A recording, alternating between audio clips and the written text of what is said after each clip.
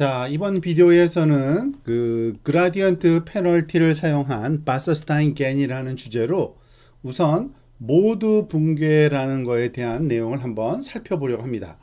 사실은 그 모드 붕괴 또는 그 그라디언트 소실, 우리가 베니싱 그라디언트라고도 얘기하죠. 그 같은 그 이진 교차 엔트로피에서 손실에서 훈련된 기존 겐이 직면하고 있는 문제들이 있는데요. 그 문제 자체를 먼저 한번 어떤 문제 자체가 있는지를 살펴보려고 합니다. 그래서 이런 것들을 우리가 극복해야지만 되는데, 그러기 위해서는 또 새로운 손실 함수를 우리가 정의해야 되고요. 그 주제가 바로 이번 그 챕터의 주제라고 볼 수 있습니다. 그래서 먼저 그 모드라는 게 뭔지, 특히 확률 밀도 분포에서 그리고 모드 붕괴가 뭔지를 한번 살펴보도록 하겠습니다. 자, 우선 모드 붕괴라는 그 모드 콜랩스라는 거를 우리나라 말로 번역을 해본 건데요. 그 모드에 대해서 먼저 살펴봐야겠죠. 여기 지금 보여지고 있는 이 그 그래프가 그 어떤 fx라고 하는 그러한 그 분포를 지금 보여주고 있는 겁니다. 지금 이 fx는 그 x라는 랜덤 베리어블, 뭐 이것은 우리의 특징 벡터일 수 있겠죠. 그거의 분포를 보여주고 있는데, 우리가 모드라고 부르는 거는요, 이 모드는 관측 값들이 집중된 영역을 모드라고 합니다.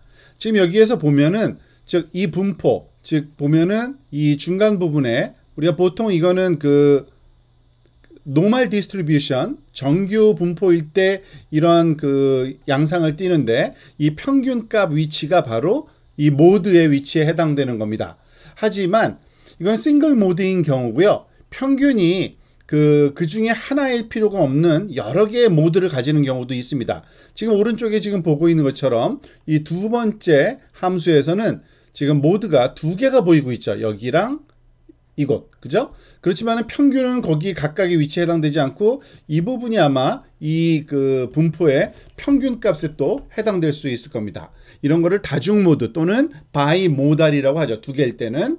그래서 어떻게 보면 모드는 무엇을 얘기하는 거냐면 그 density function에서의 피크, 즉 확률 밀도 분포에서의 그 높게 나타나는 모든 지점, 그것들은 일종의 해당 분포에서의 모드에 해당된다 라고 얘기할 수 있는 겁니다. 그게 바로 모드의 정의라고 이해하시면 됩니다.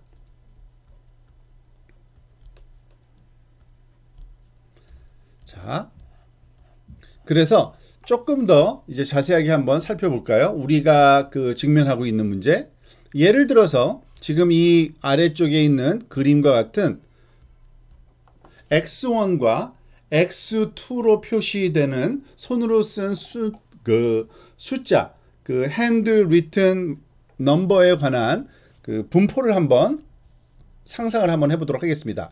물론 굉장히 많은 특징들로 주어지겠지만 우리가 그래픽하게 이렇게 그 비주얼하게 설명하기 위해서 이 분포를 단 두 개를 가지고서 한번 설명을 해보려고 합니다. 즉 x1이라고 하는 이런 특징과 x2라고 하는 특징으로만 우리가 표현된 이 10개 숫자들, 핸드리튼 그 디지트 넘버들의 분포를 얘기하는 거니까 10개의 분포가 아마 존재할 겁니다. 각각 1부터 시작해서 10까지의 숫자가 나타나겠죠. 즉 하나의 디지트마다 하나의 이런 피크가 나타날 거니까 모드는 10개가 나타날 거고 10개가 나타날 거라는 얘기입니다. 특히 예를 들어서 지금 보여지고 있는 요 오른쪽에 요 동그라미가 바로 그 넘버 7, 7이라는 숫자에 해당하는 분포라고 우리가 한번 가정을 해보고요. 그러면 가장 많이 흔히 비슷하게 쓰여지는 아주 전형적인 7의 모양은 사실은 여기 중앙에 있는 이 빨강색으로 지금 컬러로 표현된 요 지점,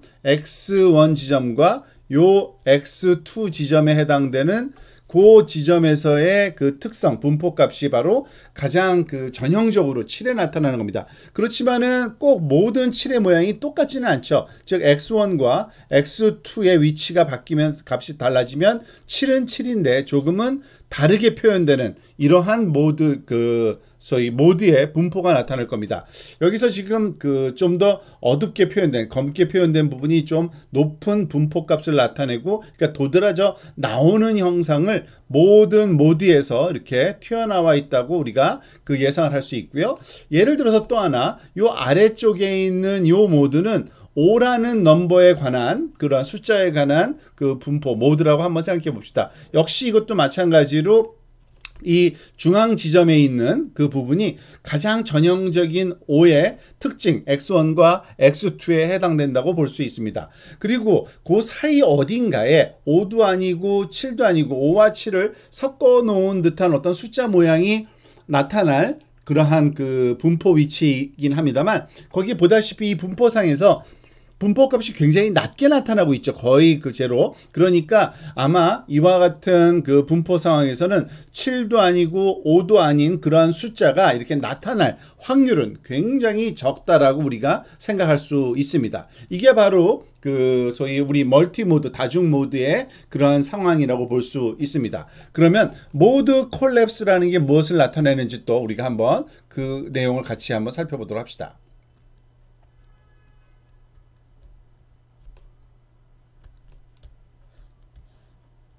자, 겐에서 우리가 겐에서는 그 보통 겐의 교육에 그 훈련에 사용되는 그러한 그 실제 분포들은 대부분이 다중 모드인 경우가 많습니다. 다중 모드.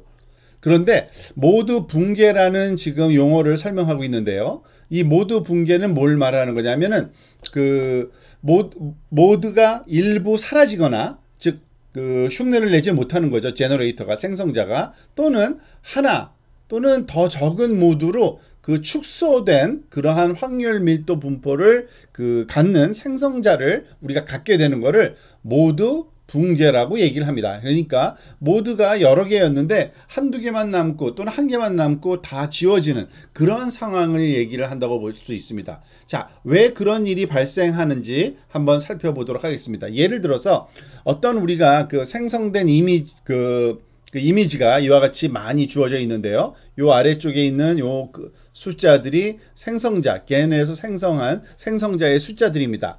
그런데 그 소위 감별자가 우리한테 주어져 있는 판별기 또는 그 판별자가 1 또는 7이라는 숫자를 제외하고는 다 그 가짜로 인식하는데 아주 능숙한 그러한 판별자라고 봅시다. 그래서 지금 2를 지웠고 0 지웠고 다 이렇게 페이크, 이건 가짜라고 그 보라색 선으로 다 그어버렸죠. 결국은 남는 게 뭡니까? 7과 1 두 개만 남게 됩니다. 그죠? 그리고 그 정보를 다시 누구한테 주게 되냐면 겐의 아키텍처 상으로는 생성자 또는 생성기에게 그 상황을 전달하게 되는 겁니다. 그러면 생성자는 이 정보를 가지고서 어떤 그 생각을 하게 되냐면 다 지워지고 이제 7과 1 두 개만 전달을 받았으니까, 아, 그러면은 7과 1을 만드는 게 가장 바람직하구나 라고 제너레이터는 생각을 할 거고요. 그죠? 그 정보를 받아서. 그래서 이 생성자는 계속해서 이제 7과 1만 만들 겁니다. 그래서 1, 다시 1, 1, 1, 심지어는 7은 하나만 만들고 1은 여러 가지를 만들어냈네요. 그런 다음에 이제 또 판별자에게 이것이 내용이 전달되겠죠. 그럼 판별자에게 전달되었을 때는 이 판별자가 또 보기에는 다 비슷한데 이것만 독특하게 다르니까, 아, 이거는 이것만 다른 것 같으니까 이 친구를 또 가짜, 즉 그 숫자가 아니라 페이크로 만들었구나 하고 지워버리게 됩니다.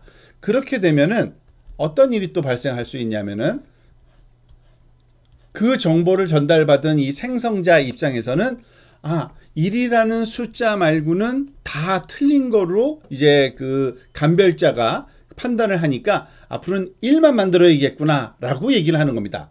자, 그렇게 되면 어떤 일이 발생하냐면요, 또 이제 생성자 입장에서는 모든 것을 이와 같이 1로만 만든, 지금 여기 보다시피 그 모든 그 생성자가 만든 건 1이죠.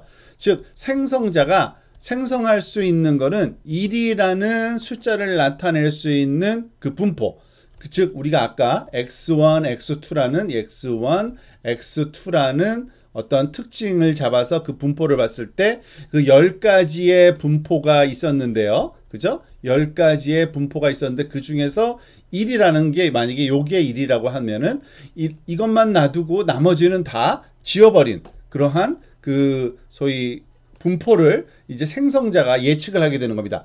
그게 바로 모드 그 붕괴라고, 모드 축소라고도 얘기를 할 수 있는데 그러한 상황입니다. 즉 모드 축소가 일어나게 되면은 그 어떤, 그러니까 생성자는 다각화할 다른 곳을 알아낼 수 없는 상황이 되는 겁니다. 즉 다양한 숫자를 만들어낼 수 있는 방법을 전혀 모르게 되는 거죠. 그게 바로 모드 그 붕괴라고 부르는 그러한 상황을 얘기하는 겁니다. 자, 한번 요약을 해볼까요?